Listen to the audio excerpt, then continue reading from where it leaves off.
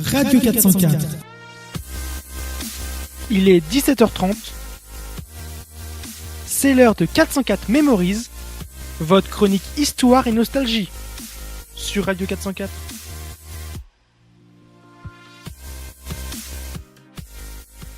Joyeux agne.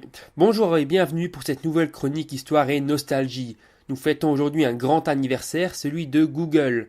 Nous le connaissons tous à présent, sans lui les mamans n'auraient pas accès aux recettes de cuisine, les papas aux pièces automobiles et les enfants aux jeux en ligne, à moins d'utiliser un moteur de recherche différent bien entendu. Depuis des années, la firme de Mountain View domine le web au travers de ses différentes fonctionnalités mises gratuitement en service. Ce mardi, elle fête ses 18 ans avec un doodle à l'occasion de son anniversaire.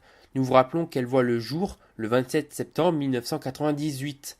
Cette année-là, Sergey Brin et Larry Page, les deux fondateurs de Google âgés respectivement de 26 et 27 ans, ont développé un premier moteur de recherche nommé Backrub, visant à concurrencer AltaVista à l'époque.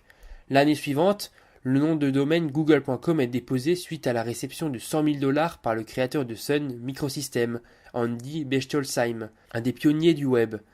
Alors que tous les fichiers étaient stockés initialement sur un disque dur d'occasion de 1 Teraoctet, la société fonctionna par la suite à plein régime et sera plantée dans un garage. À l'origine, Google devait s'appeler Google, ou Gogol en français. Ce terme était égal à la valeur 10 puissance 100, car 10 puissance 100 équivaut à un Gogol en langage mathématique. Selon les rumeurs, le nom s'est vite transformé en Google suite à une erreur de frappe lors de l'enregistrement du nom de domaine.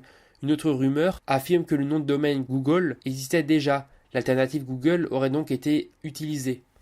À l'heure actuelle, Google débute très mal sa majorité. En effet, la firme américaine doit affronter et se défendre face aux condamnations des justices européennes et américaines. Le monopole et l'abus de position, le non-respect des droits d'auteur, l'association de mots-clés choquants ou la promotion de médicaments illégaux en seraient les causes. Google est également poursuivi pour avoir imposé aux constructeurs de smartphones de préinstaller le moteur de recherche et le navigateur Chrome au sein de leurs produits. Google n'a pas fini de faire parler de lui, notamment avec l'arrivée récente de l'application Google Halo.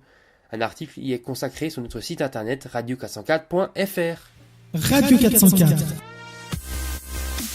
C'était 404 Memories, votre chronique histoire et nostalgie sur Radio 404.